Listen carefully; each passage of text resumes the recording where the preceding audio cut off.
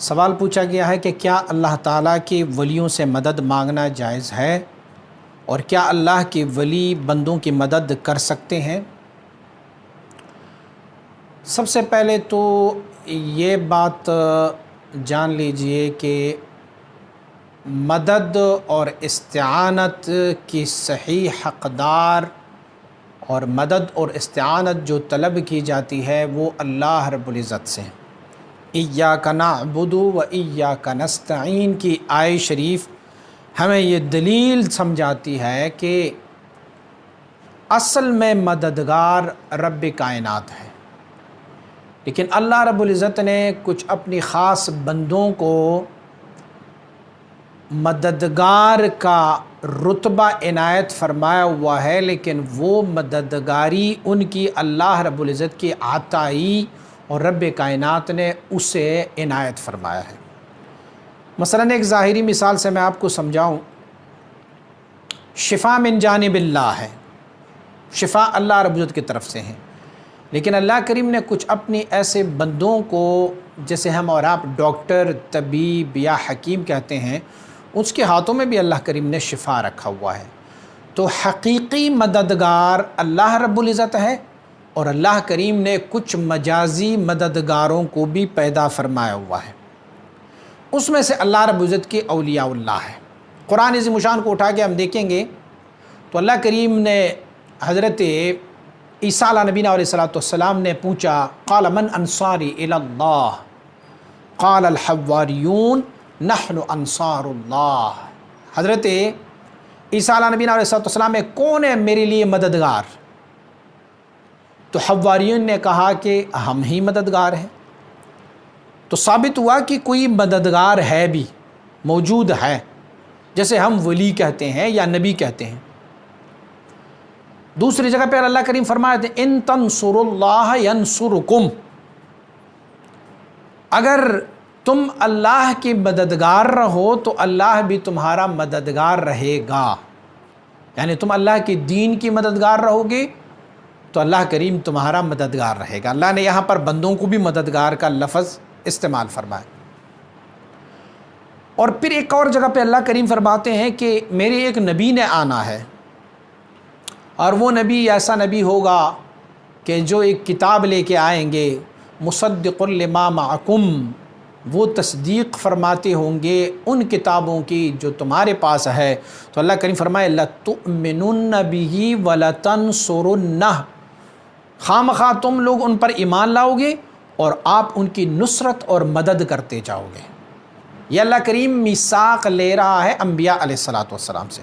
تو معلوم ہوا کہ انبیاء علیہ السلام بھی مددگار ہیں، رب کائنات نے ان کو فرمایا۔ اور رب نے صرف نبیوں اور ولیوں کی مدد نہیں، اللہ کریم نے فرمایا استعینوا بالصبر والصلاۃ، مدد مانگیں صبر سے اور نماز اور صبر دو چیزیں ہیں جس کی وسیلے سے آپ اللہ رب العزت کی مدد مانگ سکتے ہیں، یعنی یہ نماز اور صبر آپ کی مددگار ہے اللہ کے بارگاہ میں۔ اور اسی طرح ایک اور جگہ پر اللہ کریم فرماتا ہے فَإِنَّ اللَّهَ هُوَ مَوْلَاهُ وَجِبْرِيلُ وَصَالِحُ الْمُؤْمِنِينَ، بے شک مددگار ہے اللہ، بے شک مددگار ہے جبریل، اور بے شک مددگار ہے صالح المؤمنین، نیک مومن یہ بھی مددگار ہے۔ تو اللہ کریم نے مومنوں کو بھی مددگار فرمایا ہے، اور حضرت جبریل علیہ نبینا علیہ السلام کو بھی، اور اللہ کریم کے ذات کو بھی۔ تو اللہ کریم کے ذات حقیقی مددگار ہے، جبریل علیہ نبینا علیہ السلام اور صالح المؤمنین یہ مجازی مددگار ہے۔ اور آئیے آقا کی بارگاہ میں جاتے ہیں، اللہ کریم فرماتے وَلَوْ أَنَّهُمْ إِذ ظَّلَمُوا أَنفُسَهُمْ جَاءُوكَ فَاسْتَغْفِرُوا اللَّهَ وَاسْتَغْفَرَ لَهُمُ الرَّسُولُ لَوَجَدُوا اللَّهَ تَوَّابًا رَحِيمًا، یہ لوگ اپنی جانوں پر ظلم کر بیٹھ جائیں اور پھر آئیں آپ کی بارگاہ میں اور پھر اللہ سے مغفرت مانگے، وَاسْتَغْفَرَ لَهُمُ الرَّسُولُ، اور رسول بھی ان کی استغفار کے لیے مددگار ہو جائیں، رسول بھی ان کے لیے مددگار ہو جائیں اس بات کی کہ وہ استغفار مانگے، تو لَوَجَدُوا اللَّهَ تَوَّابًا رَحِيمًا، اللہ کو اس حال میں پائیں گے کہ اللہ ان کے توبے کو قبول فرماتے رہیں گے اور اللہ رحیم ہوں گے ان کو۔ یہ تو وہ چیزیں تھیں جو صالح المؤمنین، انبیاء، رسول، نماز، روزہ۔ آئیے میں آپ کو ایک اور مددگار کی بات کرتا ہوں۔ تابوت سکینہ مشہور و معروف ہے، تابوت سکینہ، جس میں سے حضرت موسیٰ علیہ نبی علیہ السلام کا عصا مبارک، انبیاء علیہ السلام کے باقیات تھے، ان میں سے کسی کی عصا، کسی کی تلوار، کسی کا جبہ، ان کی نشانیاں اس میں تھی۔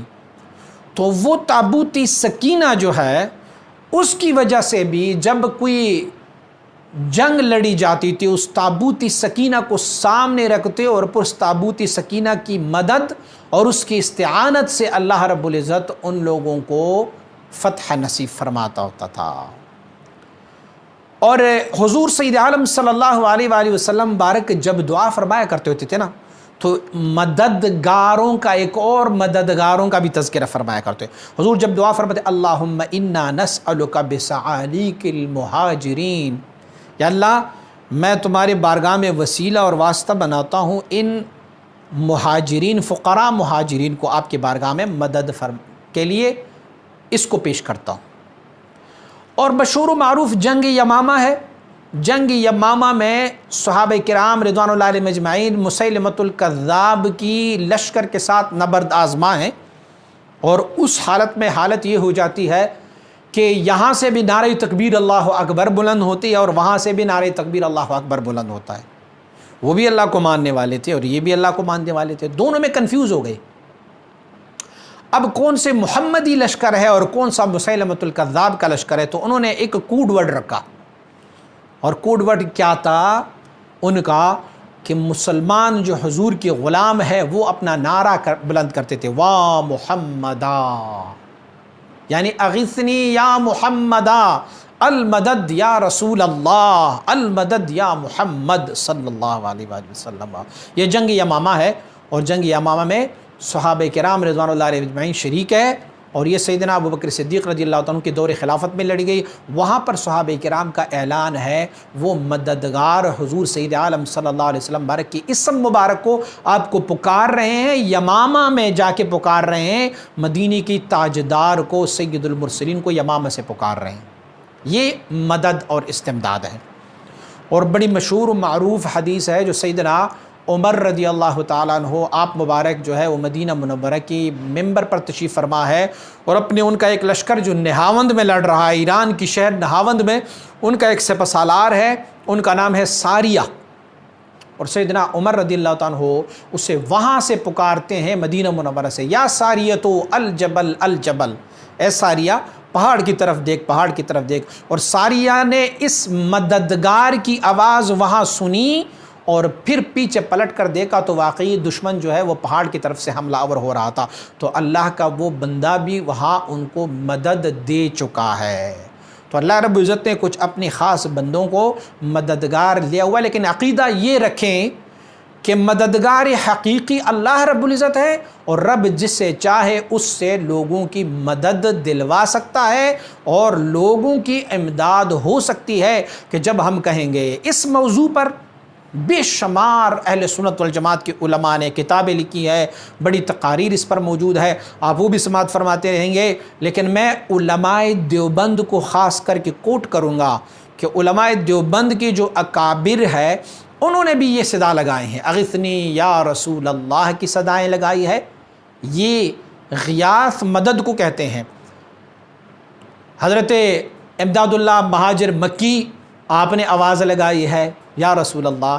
اسی طرح ان کے اشرف علی تھانوی نے آواز لگائی ہے، قاسم نانوتوی نے آواز لگائی ہے۔ آپ اس ریفرنس کے لیے ان کی کتابیں پڑھ سکتے ہیں کہ انہوں نے اپنے اشعار میں کن کن اشعاروں میں اور کس کس انداز میں انہوں نے حضور نبی اکرم صلی اللہ علیہ وسلم بارک کو مدد کے لیے بلایا ہے اور ان سے امداد اور استمداد لیتے ہیں۔ اشرف علی تھانوی کی کتاب جو تصوف پر لکھتے ہیں، وہ اگر آپ وہ کتاب دیکھیں گے نا تو انہوں نے تو رسول اللہ صلی اللہ علیہ وسلم بارک تو آپ کی تو ذات اقدس ہے، لیکن اشرف علی تھانوی نے تو اپنے مرشدوں کو بلکہ اپنے آپ کو اپنے مریدوں کو لکھا ہوا ہے کہ میرا تصور کریں، اور جب آپ کو کوئی مشکل اور تکلیف آئے تو اس مشکل اور تکلیف میں میرا تصور کر لیا کرے، اللہ تمہارے کام کو آسان کرتا جائے گا۔ بقیہ اہل سنت والجماعت کی بہت سارے علماء کا اس پر بہت سارے کتابیں، بڑی ضخیم کتابیں لکھی گئی ہے، آپ ان ساروں کا مطالعہ کر سکتے ہیں۔ مزید اسلامی ویڈیوز کے لیے ہمارے یوٹیوب چینل کو سبسکرائب کریں اور بیل آئیکن پر کلک کریں، اور ویڈیو کو لائک، کومنٹ اور شیئر ضرور کریں۔ جزاک اللہ۔